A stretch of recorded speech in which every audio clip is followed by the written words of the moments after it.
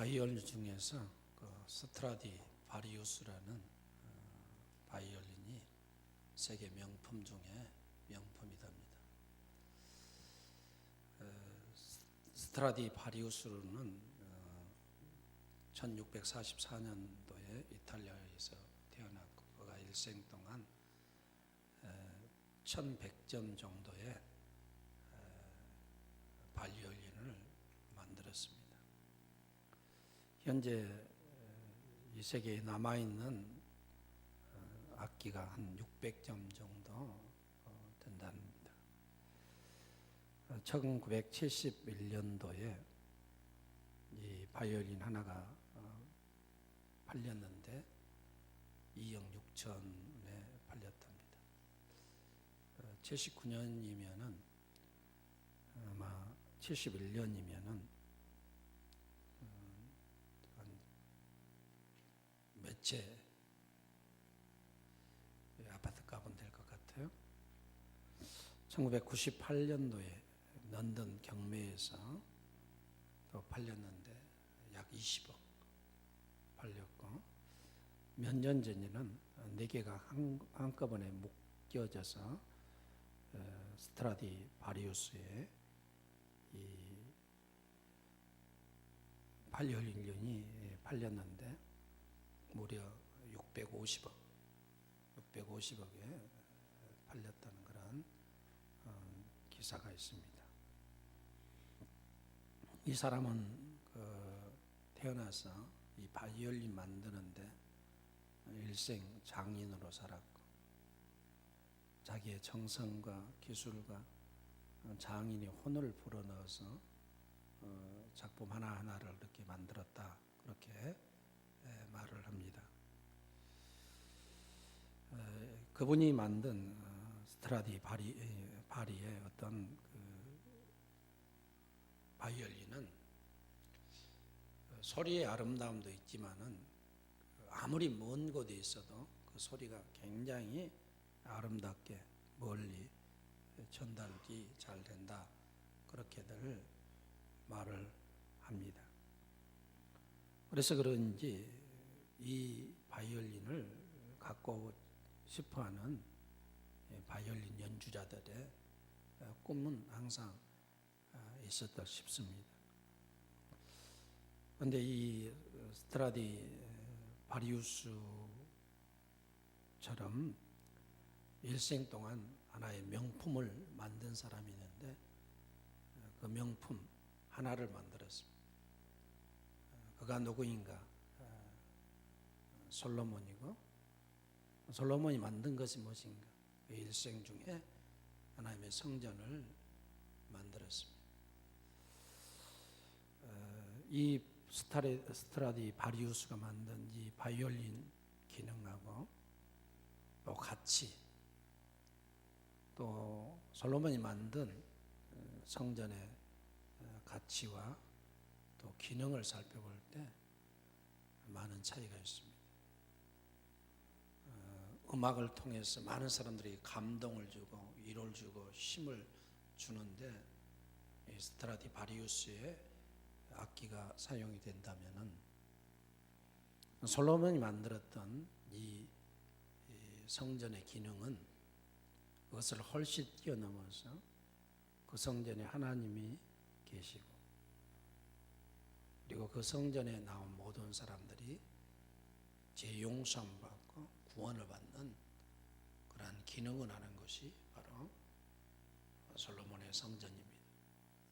한 영혼이 천하보다도 더 귀한데 수많은 영혼들이 솔로몬이 만든 그 성전에 와서 하나님을 만나고 재용서받고 평안을 받고 구원을 받았다면 그 성전의 가치와 그리고 그 기능이 얼마나 위대하고 놀라운 것인가, 아예 짐작이 안 될 정도로 그렇습니다. 솔로몬이 지었던 이 성전의 가치가 얼마만큼 되는가? 돈으로 환산이 안 되는 것입니다. 자기 아버지 다윗이 성전을 짓고자 온 국민과 함께 전 재산을 들어서 성전 건축을 위해서 모아놓은 금의 액수가 8톤짜리 차로 수십 개가 됩니다. 그리고 또 솔로몬이 모아둔 그 금, 은, 보석 이런 것은 이루 말할 수가 없습니다. 그래서 솔로몬은 성전을 지어서 성전 내부를 갖다가 전체 금으로 만들었습니다. 금이 뭘로 아름다운가? 저는 실질적으로 금의 아름다움을 잘 모르고 사는 사람입니다. 그래서 저는 금붙이가 하나도 없습니다. 그런데 제가 금의 아름다움을 성지순례를 하면서 느꼈어요. 언제 느꼈냐면은 예루살렘에 가면은 많은 기념교회들이 있습니다. 막달라 마리아의 기념교회가 있습니다. 막달라 마리아의 기념교회를 아마 러시아 종교회에서 지었던 것 같아요. 러시아 사람들은 교회 첨탑을 갖다가 도명으로 이렇게 짓잖아요. 도명으로 짓는데 그 도명 거기를 갖다가 전부 다 금을 입혔어요. 그리고 금을 갖다가 반짝반짝하니 강을 냈습니다. 중동의 그 강한 햇빛에 비치는 그 성전의 아름다움이, 야, 금이 저렇게 아름다울 수 있는가? 야, 금이 저렇게 빛날 수가 있을까? 탐스럽고 고급스럽다. 그걸 제가 느꼈는데 솔로몬이 지었던 그 성전을 생각하면은 얼마나 솔로몬의 성전이 아름답게 꾸며졌을까? 그런 생각을 해보게 됩니다. 여러분, 이스라엘 사람들은 항상 성전을 바라보면서 살았습니다. 예루살렘 성이 있습니다. 예루살렘 도시는 다윗 왕이 지었습니다. 지금으로부터 역사가 3000년 전에 세워진 것입니다. 서울, 한양, 천도 600년밖에 안 됩니다. 훨씬 역사가 오래되었습니다. 높은 산 꼭대기에다 지었습니다. 해발 800에서 900m입니다. 다른 이민족들이 자꾸 침입하니까 높은 곳에 도시를 세우고 도시를 방어하기 위해서 솔로몬 이 다윗이 지은 것 아닙니까? 다윗이 모든 성을 만들고 성 안에 궁전을 만들고 궁전 바로 앞에 여호와의 성전을 지으려고 하니까 하나님께서 짓지 말라.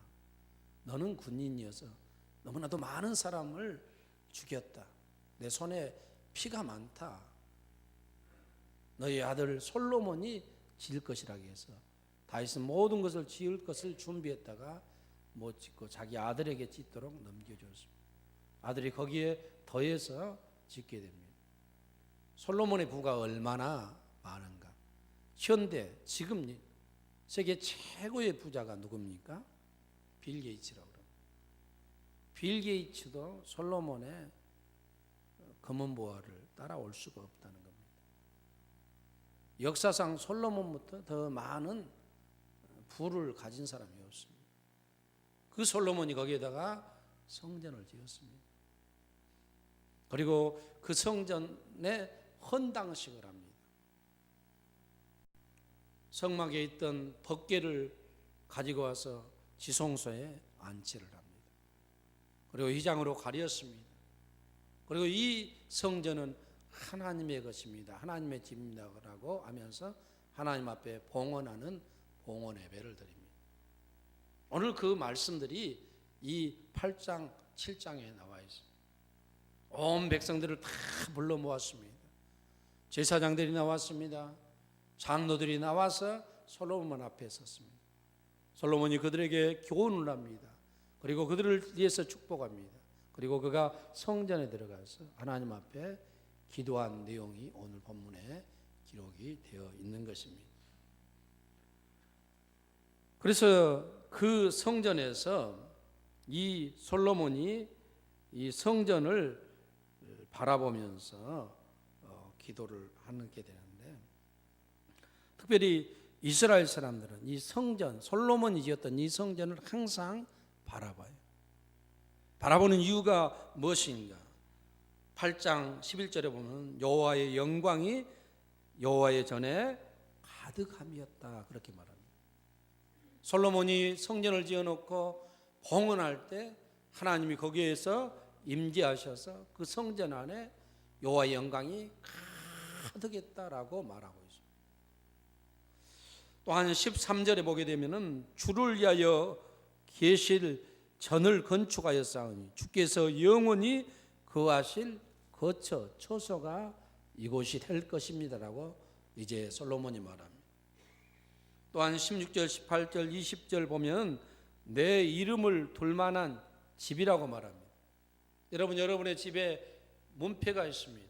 그 문패가 있는 집은 누가 거기에 삽니까? 자기 자신이 살잖아요. 여호와의 성전에 여호와의 이름을 둔다, 이 말은 여호와 하나님이 그 성전의 주인이시고 그 성전에 그 하나님이 존재해 계신다는 그러한 뜻이 되겠습니다. 성전이야말로 하나님의 영광이 충만한, 그리고 영광이 가득한 집이고, 하나님이 거하시는 처소가 성전이고, 하나님의 이름이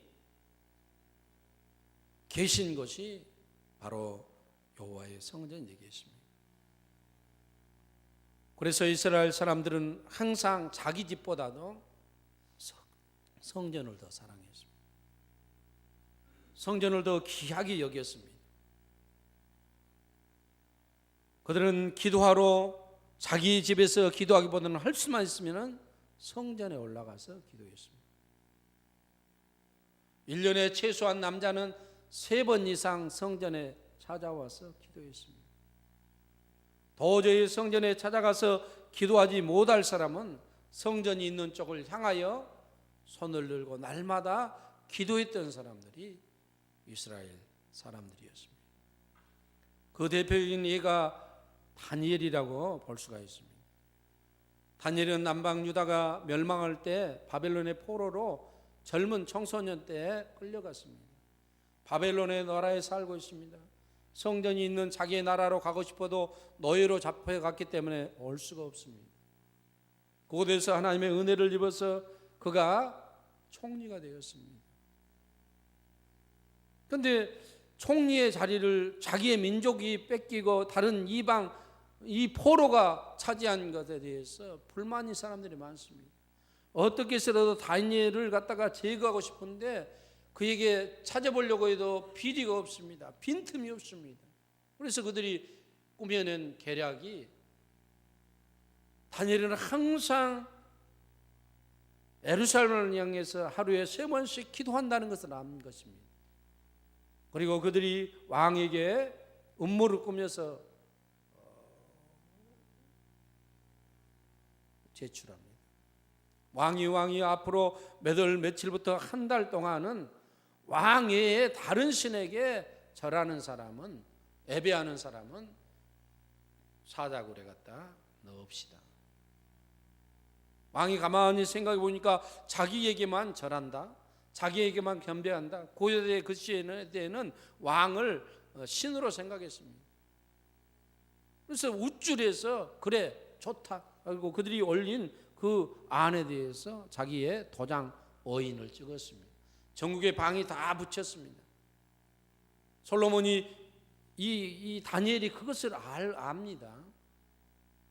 아는데 다니엘은 이 사람들이 나를 잡아서 이제 죽이려고 한다, 이것을 다 알면서도 하루에 3번씩 동쪽 문을 향해서 그가 하나님 앞에 기도했다, 그렇게 성경은 말합니다. 저 같으면은, 그리고 여러분 같으면은 한 달 동안 기도 안 하면 되지, 그러면 되잖아요. 뻔히 자기를 잡아 죽이려고 하는데 한 달 동안 안 하면 되지. 하더라도 문을 닫아놓고 하면 되지, 그렇게 우리가 좀 생각할 수 있잖아요. 근데 다니엘은 그렇지 않았어요. 그들이 다 볼 수 있도록 예전과 동일하게 문을 열어놓고 기도합니다. 기도하되 오히려 감사함으로 그 하나님 앞에 기도하였더라. 할렐루야. 그는 내가 사랑하는 성전, 내가 사랑하는 예루살렘, 그곳을 향하여 기도하다가 내가 잡혀서 사자굴에 들어가서 죽으면 죽으리라, 그런 생각으로 기도했던 것 같습니다. 이처럼 이스라엘 사람들은 성전을 사랑했고 성전에 대한 사모함이 있었고 성전에 찾아가지 못하면 멀리서라도 성전을 향해서 항상 기도했던 사람들이 이스라엘 경건한 믿음의 사람들이었습니다. 솔로몬이 이 성전을 지어놓고 선당 예배를 때 하나님의 영광이 가득했습니다. 하나님이 거하시는 처소가 되었습니다. 하나님이 그곳에 자기의 이름을 두셨습니다. 솔로몬이 이 헌당식을 마치고 솔로몬이 성전에 들어가서 기도하기 시작합니다. 뭐라고 기도하는가? 22절 보면 솔로몬이 여호와의 단 앞에서 손을 피었다. 만약에 여기가 지성소라고 생각하면 저 뒤에 들어와서 그가 손을 펴서 손을 들고 하나님 앞에 뭐 됐다? 기도하기 시작했다. 그리고 그가 단을 향하여 손을 들었다라고 29절, 42절, 48절, 44절에 말하고 있습니다. 그리고 또한 28절, 43절, 52절에 보면 그가 부르짖어서 하나님 앞에 기도했다. 가만히 기도하는 것이 아니라 왕이 손을 들었습니다. 그리고 여호와의 전을 향했습니다. 그리고 그가 부르짖어서 하나님 앞에 기도하기 시작합니다.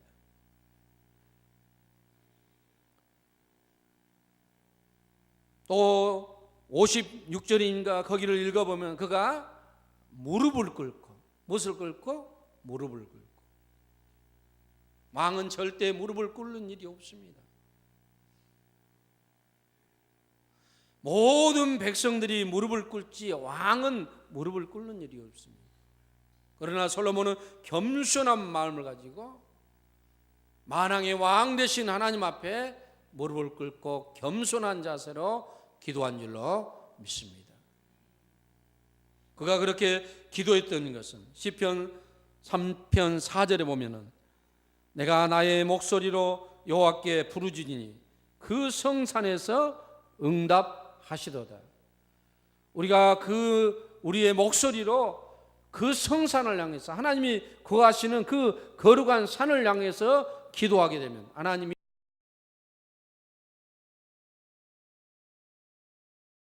또한 본문 29절 보면 이곳을 향하여 비는 기도를 들으소서. 이 성전을 향하여서 기도하는 기도를 들어주옵소서라고 기도하고 있습니다. 42절부터 43절에 보면은 이전을 향하여 기도하거든 주는 계신 곳 하늘에서 들으시고 44절부터 45절 48절부터 49절에 보면 이전을 향하여 기도하거든 주는 들으시고 오늘날이야 교회가 많습니다. 어디든지 기도할 수가 있습니다. 그러나 구약시대에는 성전은 두 개가 없습니다. 오직 하나입니다. 하나님께서 예루살렘 그 성전, 예루살렘 성전 외에 다른 성전을 짓지 못하도록 했어요.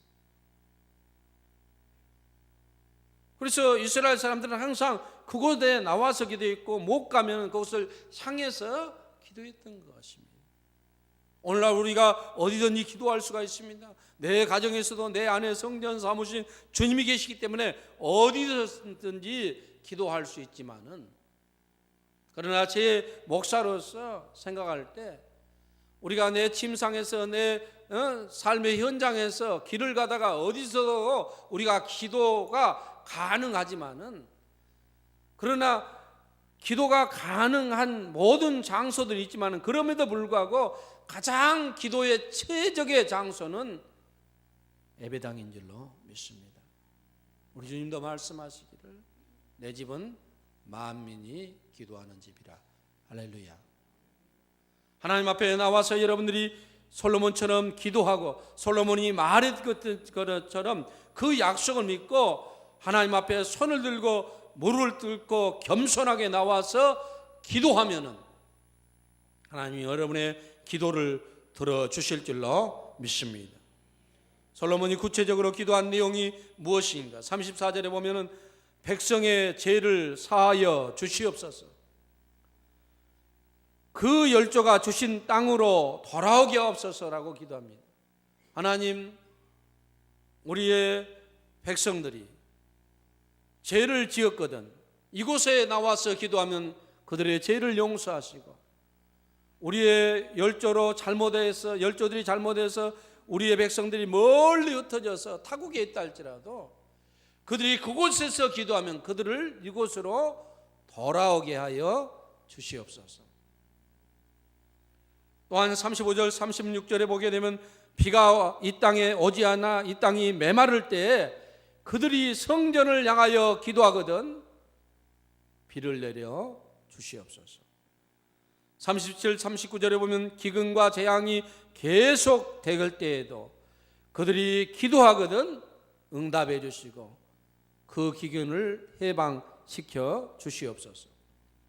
44절부터 49절에 보게 되면 주여 전쟁이 일어날 때 전쟁하러 가던 그 군인들이 전쟁을 앞두고 예루살렘을 향하여 성전을 향하여 기도하거든 그들을 지켜주시고 그들에게 승리를 허락해 달라고 기도하는 것을 보게 됩니다.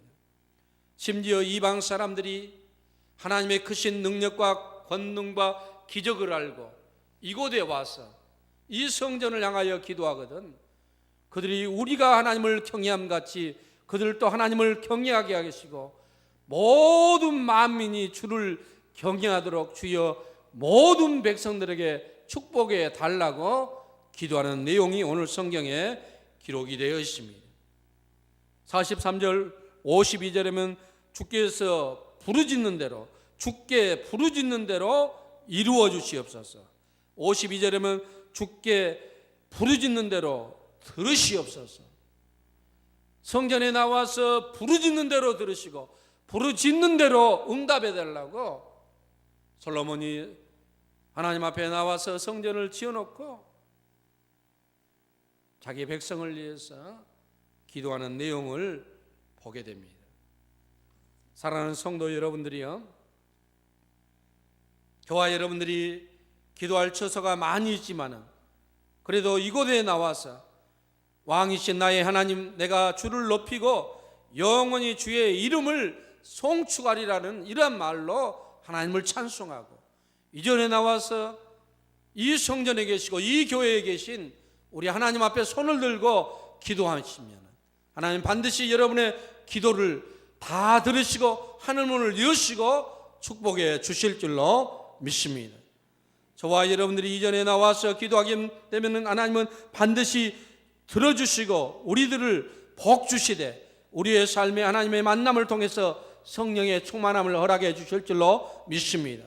우리의 가정과 사업장의 풍성함을 위해서 기도하면 우리에게 물질을 허락해 주실 줄로 믿습니다. 이 땅에 전쟁이 없게 해달라고 기도하면 이 땅에 평화가 지속될 줄로 믿습니다. 사랑하는 갈릴리 교회를 위해서 여러분들이 기도하게 되면 갈릴리 교회에 하나님의 은혜가 있을 것이고 성령의 역사가 있게 될 것이고 하나님의 성령의 역사로 교회가 든든히 서서 하나님의 사함령을 잘 감당하는 교회가 될 줄로 믿습니다. 다시 한번 말씀드립니다. 사랑하는 성도 여러분들이요, 성공하려고 노력하지 말고 믿음의 사람 되려고 노력할 수 있기를 바랍니다. 출세하려고 노력하지 말고 기도의 사람 되려고 이전에 나와서 노력하게 되면 하나님 반드시 하늘문을 여시고 하나님께서 여러분의 삶에 복을 내려주실 줄로 믿습니다. 새벽 기도에 많이 나오시길 바랍니다. 금요 심야 기도에 많이 나오시길 바랍니다. 예배 전에 나와서 미리미리 기도하고 무시로 수시로 나와서 여러분들이 교회에 나와서 만민이 기도하는 이 집에 나와서 기도할 때 하나님이 여러분의 기도를 들으시고 축복해 주실 줄로 믿습니다. 기도하겠습니다. 우리 주님 친히 말씀하신